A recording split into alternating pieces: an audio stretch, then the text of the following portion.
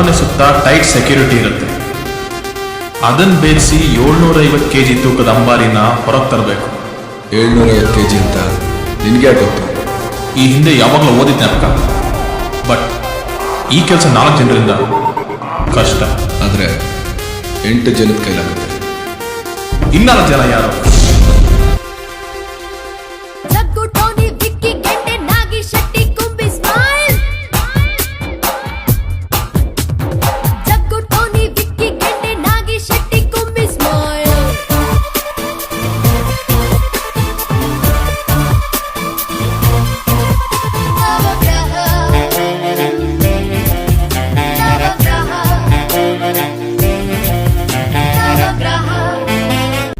ಅಕ್ರಮ ನೇಮಕಾತಿ ನವಗ್ರಹ 1. ಇವನ ಹೆಸರು ಬಂದು ಗಂಗಾಧರ ಸ್ವಾಮಿ ಅಂತ. ಇವ್ರ ತಂದೆ ಇದೇ ಅರಮನೆ ಆವರಣದಲ್ಲಿ ಗುತ್ತಿಗೆ ಆಧಾರದ ಮೇಲೆ ತೋಟಗಾರಿಕೆ ಕೆಲಸ ಮಾಡ್ತಾ ಇರ್ತಾರೆ. ವಯಸ್ಸಾದ ಕಾರಣ ಕೆಲಸನೂ ಬಿಡ್ತಾರೆ. ಕೆಲಸ ಬಿಟ್ಟು ಕೆಲವು ವರ್ಷಗಳ ನಂತರ ಮರಣನೂ ಹೊಂದ್ತಾರೆ. ಇಲ್ಲೇ ಇರೋದು ಕಹಾನಿ ಮೇಡ್ ಟ್ವಿಸ್ಟು.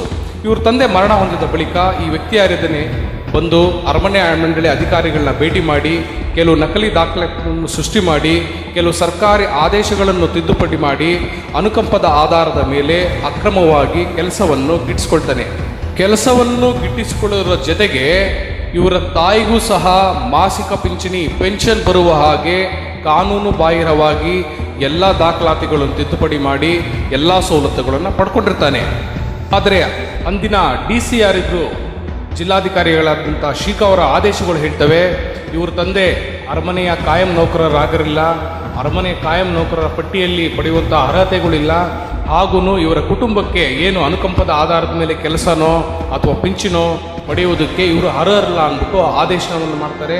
ಆದರೂ ಸಹ ಅರಮನೆ ಮಂಡಳಿಯ ಅಧಿಕಾರಿಗಳು ಒಂದು ಲಂಚಕ್ಕೋ ಇನ್ನೊಂದಕ್ಕೂ ಒಂದು ಮೋಹಕ್ಕೆ ಬಿದ್ದು ಈ ವ್ಯಕ್ತಿಯನ್ನು ಇನ್ನೂ ಸಹ ಸರ್ಕಾರಿ ಅಧಿಕಾರಿ ಅಂತ ಇಟ್ಕೊಂಡು ಸಂಬಳವನ್ನು ಕೊಟ್ಕೊಂಡು ಇವ್ರ ತಾಯಿಗೂ ಸಹ ಇವ್ರ ಕುಟುಂಬಕ್ಕೂ ಸಹ ಸರ್ಕಾರದ ಪಿಂಚಣಿಗಳನ್ನು ಕೊಟ್ಕೊಂಡು ಇಟ್ಕೊಂಡಿದ್ದಾರೆ. ಇವನ ಕೆಲಸ ಏನಪ್ಪ ಅಂತಂತಂದರೆ ಇವನು ಬಂದು ಉಪನಿರ್ದೇಶಕರ ರೈಟ್ ಹ್ಯಾಂಡು ಅಲ್ಲಿ. ಏನಕ್ಕೆ ಅಂದರೆ ಅಕ್ರಮ ಮಾಡೋದ್ರಲ್ಲಿ ಎತ್ತಿದ ಕೈ ಇವನು. ಅದಕ್ಕೋಸ್ಕರ ಈಗಲೂ ಸಹ ಅರಮನೆ ಮಂಡಳಿಯವರು ಇದನ್ನು ರಕ್ಷಣೆ ಮಾಡಿಕೊಂಡು ಇಟ್ಕೊಂಡಿದ್ದಾರೆ. ಅಕ್ರಮ ನೇಮಕಾತಿ ನವಗ್ರಹ 2. ಸಮರ್ಥ್ ಕೌಶಿಕ್ ಅರಮನೆ ಮಂಡಳಿಯ ಉಪನಿರ್ದೇಶಕ TS ಸುಬ್ರಹ್ಮಣ್ಯನವರ ಸ್ವಂತ ಅಕ್ಕನ ಮಗ. ಅಕ್ರಮ ನೇಮಕಾತಿ ನವಗ್ರಹ 3. ಶ್ರೀಮತಿ ಕವಿತಾ ಅರಮನೆ ಮಂಡಳಿ ಉಪನಿರ್ದೇಶಕ TS ಸುಬ್ರಹ್ಮಣ್ಯನವರ ಆಪ್ತ ಸ್ನೇಹಿತನ ಹೆಂಡತಿ. ಅಕ್ರಮ ನೇಮಕಾತಿ ನವಗ್ರಹ 4. ವಿಜಯ್ ಕುಮಾರ್ ಅರಮನೆ ಮಂಡಳಿಯ ಉಪನಿರ್ದೇಶಕ TS ಸುಬ್ರಹ್ಮಣ್ಯನವರ ಆಪ್ತ ಸ್ನೇಹಿತನ ತಮ್ಮ ಹಾಗೂ ನವಗ್ರಹ 3. ಶ್ರೀಮತಿ ಕವಿತಾರವರ ಸ್ವಂತ ಬಾಮೈದ. ಅಕ್ರಮ ನೇಮಕಾತಿ ನವಗ್ರಹ 5 ಮತ್ತು 6.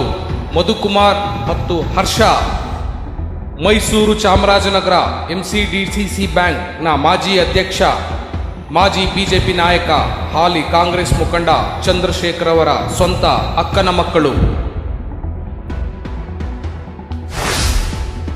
ಅಕ್ರಮ ನೇಮಕಾತಿ ನವಗ್ರಹ 7.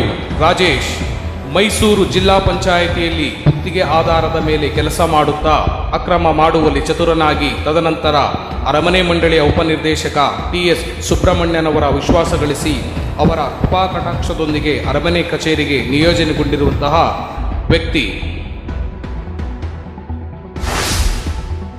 ಅಕ್ರಮ ನೇಮಕಾತಿ ನವಗ್ರಹ 8. ವರದರಾಜ್ ಅರಮನೆ ಮಂಡಳಿಯ ಉಪನಿರ್ದೇಶಕ TS ಸುಬ್ರಹ್ಮಣ್ಯನವರ ಎಲ್ಲ ವೈಯಕ್ತಿಕ ಕೆಲಸ ಮಾಡುವ ಮನೆಯ ಕೆಲಸಗಾರ, ಮನೆಯ ಕಾವಲುಗಾರ, ಮನೆಯ ಆಳು. ಸರ್ಕಾರಿ ಕೆಲಸವೆಂದರೆ ದೇವರ ಕೆಲಸ ಅಲ್ಲ. ತಮ್ಮ ಎಲ್ಲ ವೈಯಕ್ತಿಕ ಕೆಲಸ ಮಾಡುವ ಮನೆಯ ಆಳಿಗೊಂದು ಸರ್ಕಾರಿ ಕೆಲಸ ಬೇಡವೇ? ಅರಮನೆ ಮಂಡಳಿಯ TS ಸುಬ್ರಹ್ಮಣ್ಯನವರ ಮನೆಯ ಜವಾನಿನಿಗೊಂದು ಸರ್ಕಾರಿ ಕೆಲಸ ಬೇಡವೇ? ಅದುವೇ ಶಿಷ್ಯನಿಗೊಂದು ಸರ್ಕಾರಿ ಕೆಲಸ ದಕ್ಷಿಣೆ. ಸ್ವಾಮಿ ಕಾರ್ಯ ಎಲ್ಲವೂ ಸಕಾರ್ಯ. ಎಲ್ಲ ಆತ್ಮೀಯ ವೀಕ್ಷಕರಿಗೂ ನಮಸ್ಕಾರ. ನಾನು ನಿಮ್ಮ ಮೈಸೂರು ಮಿತ್ರ ಶ್ರೀವಾರಿ ನಾಗರಾಜ್. ಏನೀಗ ವಿಡಿಯೋ ನೋಡಿದ್ರಿ ತಾವು, ಇದು ಬಂದು ಮೈಸೂರಿನ ಅರಮನೆ ಒಳಗಡೆ ನಡೀತಿರುವಂತಹ ಕರ್ಮಕಾಂಡಗಳು. ಮೊದಲನೇದಾಗಿ ಎಲ್ಲರೂ ಒಂದು ಸೂಕ್ಷ್ಮವಾಗಿ ಒಂದು ವಿಚಾರ ಏನಪ್ಪಾ ಅಂತಂದ್ರೆ, ಈ ಮೊದಲನೇ ಇಮೇಜ್ ಫುಟೇಜ್ ಏನು ಅಲ್ಲಿ ಬಂದಿದೆ ಈಗ, ಅದು ಬಂದು ಮೈಸೂರಿನ ಅರಮನೆ ಒಳಗಡೆಯ CCTV ಫುಟೇಜ್ಗಳು. ಈಗ ನಾನು ಮೈಸೂರು ನಗರ ಏನು ಆಯುಕ್ತರಾಗಿದ್ದೀರಾ ಕಮಿಷನರ್ ಒಂದು ಮನವಿ ಮಾಡೋದು, ಈ ಮೈಸೂರಿನ ಸಂರಕ್ಷತೆ ಏನಿದೆ, ಅರಮನೆ ಏನಿದೆ, ಇದು ಅರಮನೆಗೆ ರಕ್ಷಣೆ ಇಟ್ಕೊಂಡಿದ್ದ CCTV ಫುಟೇಜ್ಗಳು ಇವತ್ತು ಯಾವುದಾದ್ರೂ ಏನು ಮಾಧ್ಯಮಗಳಲ್ಲಿ ಒಂದಷ್ಟು ಜನ ಯಾರೋ ರಿಲೀಸ್ ಮಾಡಿ ಎಲ್ಲರೂ ನಡೀತಾ ಇದೆ. ಬಟ್ ಈಗ ನನ್ನ ಪ್ರಶ್ನೆ, ಮೈಸೂರಿನ ಯಾರು ಕಮಿಷನರ್ ಇದ್ದೀರಾ ಸೀಮಾ ಲಟ್ಕರ್ ಅವ್ರಿಗೆ ಈ ಫುಟೇಜ್ಗಳು ಯಾವುದಾದ್ರೂ ಆಂಟಿ ಸೋಷಿಯಲ್ ಎಲಿಮೆಂಟ್ ಉಗ್ರಗಾಮಿ ಕೈಗಳು ಇನ್ನೊಬ್ರ ಕೈಗೋ ಉಗ್ರಗಾಮಿ ಕೈ ಸಿಕ್ಕಿ ಇವತ್ತು ಏನಾದರೂ ಹೆಚ್ಚು ಕಮ್ಮಿ ಆದರೆ ಅರಮನೆಗೆ ಅಥವಾ ನಾಗರಿಕರಿಗೆ ಯಾರು ಜವಾಬ್ದಾರಿ? ಪ್ರವಾಸಿಗರು ಬಂದು ಇವತ್ತು ನೂರಾರು ಜನ ಲಕ್ಷಾಂತರ ಜನ ದೇಶ ವಿದೇಶಗಳಿಂದ ಹೊರ ರಾಜ್ಯಗಳಿಂದ ಇವತ್ತು ಮೈಸೂರು ಅರಮನೆಗೆ ಭೇಟಿ ಕೊಡ್ತಾ ಇದ್ದಾರೆ. ಇದನ್ನೇ ಒಂದು ಸ್ಪಾಟ್ ಆಗಿ ಟಾರ್ಗೆಟ್ ಮಾಡಿಕೊಂಡು ಇಂಥ ಫುಟೇಜ್ಗಳು ಬಹುಶಃ ಎಲ್ಲ ಹಾಕೋದು 1-2 ಕ್ಲಿಪ್ಪು ಈ ಥರದ್ದು ಸುಮಾರು ನಮ್ಮ ಹತ್ರನೇ ಬಂದ್ರು ಎಲ್ಲ. ಈಗ ನಮ್ಮ ವಕೀಲರು ಯಾರು ರಿಲೀಸ್ ಮಾಡಿದ್ರು ಸುಮಾರು ಅವ್ರ ಹತ್ರನೇ 8 ಟೆರಾಬೈಟ್ ಇದೆ. 8 ಟೆರಾಬೈಟ್ ಅರಮನೆಯ ಮೂಲೆ ಭಾಗಗಳಿಂದ ಏನು ಇಂಚಿಂಚು ಮಾಹಿತಿ ಏನಿದೆ ಹೊರಗಡೆ ಸಾರ್ವಜನಿಕವಾಗಿ ಸಿಗ್ತಾ ಇದೆ. ಇದರ ಅರ್ಥ ಏನು? ಅಲ್ಲಿರುವಂತಹ ಭದ್ರತಾ ವೈಫಲ್ಯಗಳೇನು ನಡೀತಾ ಇದೆಯಲ್ಲ ಅದನ್ನ ಯಾಕೆ ನೀವು ಸರಿ ಮಾಡ್ಕೊತಾ ಇಲ್ಲ? ಅದು ನನ್ನ ಪ್ರಶ್ನೆ ಆಗಿದೆ. ಇದ್ರ ಹೊರತು ಮತ್ತೇನು ಮಾಧ್ಯಮಗಳು ತಮ್ಮ ಸುದ್ದಿನ ತಾವೇನೇನೋ ಡೀಲಿಂಗ್ ಇಲ್ಲ ಕೊಟ್ಟು ಎಲ್ಲ ಸೆಟ್ ಮಾಡ್ಕೊಂಡಿದ್ರು, ಬಟ್ ಎಲ್ಲೋ ನಮ್ಮದೇ ಆದಂಥ ಒಂದು ಯೂಟ್ಯೂಬ್ ಚಾನಲ್ ರಿಲೇ ಆಗಬೇಕಿದು, ಸಾರ್ವಜನಿಕರಿಗೆ ಮಾಹಿತಿ ಕೊಡಬೇಕು. ನಾಳೆ ದಿನ ಹೆಚ್ಚು ಕಮ್ಮಿ ಆದಾಗ ಒಬ್ಬ ಜವಾಬ್ದಾರಿ ನಾಗರಿಕನಾಗಿ ನಮಗೆ ಮಾಹಿತಿ ಇದ್ದೀನೋ ನಾವು ಜನಗಳ ಮಧ್ಯೆ ಅಥವಾ ಪೊಲೀಸ್ ಇಲಾಖೆಯವರು ತಿಳಿಸ್ತಾ ಇದ್ವಿ. ಇವತ್ತು ಮೈಸೂರಿನಲ್ಲಿ ಏನು ನಡೀತಾ ಇದೆ ಅಂದ್ಬಿಟ್ಟು ಸೀಮಾ ಲಟ್ಕರ್ ಅವರು ತಿಳ್ಕೊಬೇಕು. ಅರಮನೆ ಅನ್ನೋದು ಬಂದು ಅರಮನೆ ಮೈಸೂರು ಇವತ್ತು ವಿಶ್ವವಿಖ್ಯಾತಿ ಗಳಿಸಿದೆ ಅಂತಂದ್ರೆ ಅರಮನೆಗೋಸ್ಕರ, ಬೇರೆ ಏನು ಇಲ್ಲ ಇಲ್ಲಿ. ನಾನು ಕೇಳ್ತಾ ಇರೋದು ಬಂದು ಮೈಸೂರಿನ ಜನಪ್ರತಿನಿಧಿಗಳಾಗ್ಲಿ ಅದ್ಯಾರು ದೊಡ್ಡ ಶ್ರೀ ಅವ್ರಲ್ಲಿ ಕೇಳ್ಕೊಳ್ಳೋದೊಂದಾಗ್ಲಿ, ನಾನು ಮೊದಲನೇದಾಗಿ ನಿಮ್ಮ ಅರಮನೆನೇ ಉಳಿಸ್ಕೊಳ್ಳೋಕೆ ನಿಮಗೆ ಒಂದು ಯೋಗ್ಯತೆ ಇಲ್ಲ ಅಂತಂದ್ಮೇಲೆ ಇನ್ನು ಸಾರ್ವಜನಿಕರ ಜೀವನದಲ್ಲಿ ಬಂದು ಜನಪ್ರತಿನಿಧಿಯಾಗಿ ನೀವು ಸಾರ್ವಜನಿಕರ ಹಿತ ಏನು ಕಾಪಾಡ್ತಿರ್ರಿ? ಇವತ್ತೇನು ಅರಮನೆಗೆ ಇವತ್ತೆಲ್ಲ ಇಂಥ ಫುಟೇಜಸ್ಗಳು ಇವೆಲ್ಲ ಇಮೇಜಸ್ಗಳು ಬಂದು ಆಲ್ರೆಡಿ ಆದ ಉಗ್ರಗಾಮಿಗೆ ಸಿಕ್ಕಿ ಅವ್ರು ಇವತ್ತು ಏನೇ ಟೆಕ್ನಾಲಜಿ ಬಳಸಿ ಏನೇನೆಲ್ಲ ಮಾಡ್ಬೋದು ಇವತ್ತು ಅದು ಹೇಳಬಾರ್ದು. ನಾನು ಏನೇನೆಲ್ಲ ಮಾಡ್ಬೋದು ಇಂಥ ಫುಟೇಜಸ್ಗಳು ಹೆಂಗ್ ಹೊರಗಡೆ ಬರ್ತಾ ಇದೆ? ನಾನು ಕೇಳ್ತಾ ಇರೋದು ಅರಮನೆ CC ಫುಟೇಜ್ಗಳು ಹೆಂಗ್ ಹೊರಗಡೆ ಬರ್ತಾ ಇದೆ? ಮೀಡಿಯಾದವರು ಗೋಡೆ ಬೀಳೋಗ್ತಿದೆ ಅಂದ್ಬಿಟ್ಟು ಹೋಗಿ ಏನೋ ಒಂದು ಪ್ರಶ್ನೆ ಮಾಡೋಣ ಅಂತ, ಏನು ಸರ್ ಹಿಂಗೆ ಬೀಳ್ತಾ ಇದೆಯಲ್ಲ ಗೋಡೆ ಸರಿ ಮಾಡ್ಕೊಡಲ್ವ ಅಂತ DD ಯಾರಿದ್ದಾನೆ ಅವನ ಅಯೋಗ್ಯ ಅವನು ಕೇಳಕ್ ಹೋದ್ರೆ ಅಲ್ಲಿ ರೂಮಲ್ಲಿ ಹಾಕೊಂಡ್ರು, ರೂಮಲ್ಲೆಲ್ಲ ಹೊಡೆದು ನಿನ್ನೆ ರಾತ್ರಿ 11 ಗಂಟೆಲೇನೋ FIR ಆಗಿದೆ ದೇವರಾಜ ಸ್ಟೇಷನಲ್ಲಿ. ಇದು ನಾವು ಕೇಳಬಾರ್ದಾ? ಏನು ಅರಮನೆ ಯಾರಪ್ಪ ಅಂದ್ರಿ? ಅರಮನೆ ಮಹಾರಾಜರದ ಅರಮನೆ ಬಂದು ಸಾರ್ವಜನಿಕರದ್ದು ರೀ. ಸರ್ಕಾರ ಆದರೆ ಸಾರ್ವಜನಿಕರು, ನಮ್ದು ಅರಮನೆ ಸಾರ್ವಜನಿಕ ಎಲ್ಲರಿಗೂ ಸೇರಿದ್ದು ಅರಮನೆ. ಇವತ್ತು ಅಲ್ಲಿ ಕೂತ್ಕೊಂಡು ಬರುವಂಥ ಹಣಗಳೆಲ್ಲ ನೂರಾರು ದಾಳಿಗಳೇ ಲೂಟಿ ಮಾಡಿಕೊಂಡು ಇವತ್ತು ಚಾಮುಂಡೇಶ್ವರಿ ವಾಸಸ್ಥಳದಲ್ಲಿ ಇವತ್ತು ಅಕ್ರಮ ಭ್ರಷ್ಟಾಚಾರ ಮಾಡ್ತಾ ಕೂತಿದ್ದೀರಾ. ನಿಮ್ಗೆಲ್ಲ ಒಳ್ಳೆ ಸಹ ಬರ್ತದೇನ್ರಿ? ಈಗಾಗಲೇ ಕಾಯಿಲೆಗಳೆಲ್ಲ ಹತ್ಕೊಂಡಿದ್ದೆ ಮೈಗೆ ಕೈಗೆ ಎಲ್ಲ. ಮುಂದಿನ ದಿನಗಳಾದ್ರು ನೋಡಬೇಕು. ಬಟ್ ಇದ್ರಲ್ಲಿ ನನ್ನ ಪ್ರಶ್ನೆ ಒಂದಿದ್ದು, ಮಹಾರಾಜ ಶ್ರೀಮಾನ್ ಶ್ರೀ ಅವರು ಕೇಳ್ಕೊಳ್ಳೋದೊಂದೇ, ಈ 8 ಜನ ಏನಿದ್ರೆ ತಮ್ಗೇನೋ ಮಾಹಿತಿ ಇದೆ, ಇವ್ರೇನಾದ್ರು ಸರ್ಕಾರಿ ಅಧಿಕಾರಿಗಳ ಇವ್ರ ಎಲಿಜಿಬಿಲಿಟಿ ಏನು, ಕ್ರೆಡಿಬಿಲಿಟಿ ಏನು, ಇವ್ರು ಯಾವ 420ಗಳು ಎಲ್ಲಿದ್ದವ್ರು ಇವರೆಲ್ಲ ತಗೊಂಡು ಅರಮನೆ ಇಟ್ಕೊಂಡು ಸರ್ಕಾರಿ ಅಧಿಕಾರಿ ಅಂದ್ಬಿಟ್ಟು ವರ್ಷಾನುಗಟ್ಟಲೆ ಸಂಬಳ ಕೊಡ್ತಿರ್ರಿ. ಇವರ ಮಾಹಿತಿ ಪ್ರಕಾರ ಅವ್ರು ಬಂದು ಆಲ್ಮೋಸ್ಟ್ 4-5 ವರ್ಷ ಆಗಿದೆ. 4-5 ವರ್ಷದಲ್ಲಿ 365 ದಿನಕ್ಕೆ 365 ದಿನ ಸಂಬಳ ಕೊಟ್ಟಿದ್ದಾರೆ. ಏನಾಗ್ತಿದೆ ಮೈಸೂರಲ್ಲಿ ಏನು ಕೇಳ್ತಲ್ಲ ಮಹಾರಾಜ? ಏನಾದ್ರು ಅಕಸ್ಮಾತ್ ನಾವೇನಾದ್ರು ಪ್ರಶ್ನೆ ಮಾಡಿದ್ರೆ ಹಿಂದೂ ವಿರೋಧಿಗಳು ಅಂತಾರೆ, ಯಾರೋ ಮಹಾರಾಜರಿಗೆ ಏನಾದ್ರು ನೀವು ಅವಮಾನ ಮಾಡಿದ್ರಿ ಅಂತಾರೆ, ಅಥವಾ ಏನಾದ್ರು ರಾಜಮಾತೆಗೆ ನಾವು ಅವಮಾನ ಮಾಡ್ಬಿಟ್ಟು ಅಂತಾರೆ. ಅಟ್ಲೀಸ್ಟ್ ನಾನು ಈ ಮೀಡಿಯಾಗೆ ಬರೋಕ್ಕಿಂತ ಮುಂಚೆ ತಮ್ಮ ರಾಜಮಾತೆಯವ್ರಿಗೆ ಪತ್ರ ಬರ್ತಿದ್ನಲ್ರಿ, ನೀಟಾಗಿ ಅರಮನೆ ಒಳಗಡೆ ನಡೀತಿರೋಂಥ 420 ಕೆಲಸಗಳು ಎಷ್ಟು ಮಾಡ್ತಿದ್ದಾರೆ ತಮ್ಮ ಮಾಹಿತಿ ಇದೆಯಾ? ಇದ್ರ ಮೇಲೆ ಒಂದು ಕಡಿವಾಣ ಹಾಕಿ ಅಂತಂದ್ರೆ ಸೌಜನ್ಯಕ್ಕೆ ಆದ್ರೂ ಬಂದು ಒಂದು 10 ನಿಮಿಷ ಕರೆಸಿ ಮಾತಾಡೋ ಯೋಗ್ಯತೆ ಇಲ್ಲ ನಿಮ್ಗೆಲ್ಲ. ನೀವು ಬಂದು ಅರಮನೆ ಉಳಿಸ್ತೀರಾ, ಅರಮನೆ ಬಗ್ಗೆ ಮಾತಾಡ್ತೀರಾ, ನಾವು ಮಾತಾಡೋದನ್ನ ಪ್ರಶ್ನೆ ಮಾಡ್ತೀರಾ ನೀವು.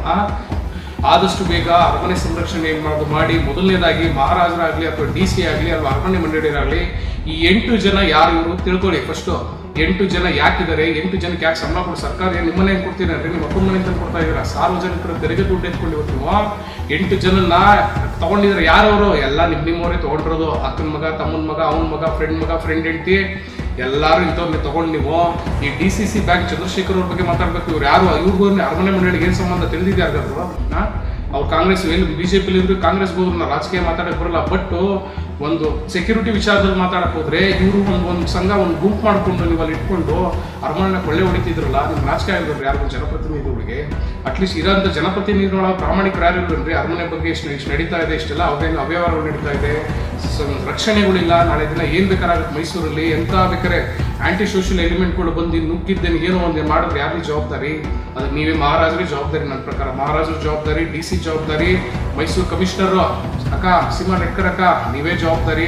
ನಮ್ಮ ಅರಮನೆಗೆ ಏನಾದ್ರು ನನಗೇನ್ರಿ? ನಾನು ಕೇಳೋದು ಸಾರ್ವಜನಿಕ ಅರಮನೆ ಒಳಗಡೆ ಏನಾದ್ರು ಅರಮನೆ ಕುಸ್ಬಿದ್ದೋದ್ರು, ಅರಮನೆ ಬಂದು ಬಾಂಬ್ ಹಾಕಿದ್ರು, ಅರಮನೆ ಕೊಳ್ಳೆ ಹೊಡೆದು ಬರ್ತಿರೋಂಥ ಪ್ರವಾಸಿಗರು ಸುಲಿಗೆ ಮಾಡೋದು ನನಗೇನ್ರಿ ಹಾಕಬೇಕಾಯ್ತು? ನಾನು ಒಂದು ಜವಾಬ್ದಾರಿಯುತ ನಾಗರಿಕನಾಗಿ ಬಂದು ಜನಗಳು ಒಂದು ಅರಿವು ಮೂಡಿಸ್ಬೇಕು, ಸರಿ ತಪ್ಪು ಏನು ನಡೀತಾ ಇದೆ ಸರಿ ಮಾಡ್ಕೋಬೇಕು, ಜನಪ್ರತಿನಿಧಿಗಳನ್ನ ಪ್ರಶ್ನೆ ಮಾಡೋದು ಕಲೀರಿ, ಇವ್ರು ಏನು ಮಾಡ್ತಿದ್ದಾರೆ ಕೊಟ್ಬಿಟ್ಟು ಕೆಲಸಗಳನ್ನ ಕೇಳಿ ಅಧಿಕಾರಿ ವರ್ಗವನ್ನು ಕೇಳಬೇಕು, ಪೊಲೀಸ್ ಇಲಾಖೆ ಕೇಳಬಾರ್ದು ನಾವು.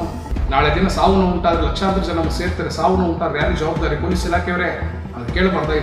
ಅರಮನೆಯ ಮಾಹಿತಿಗಳೆಲ್ಲ ರೋಡಲ್ಲಿ ಸಿಗ್ತಿರ್ಬೇಕಾದ್ರೆ ಒಂದು ಪೆಂಡ್ರೆ ಅಂತ ತೊಗೊಂಡ್ರೆ ಹಂಗಾಗಿದೆ ಇವತ್ತು.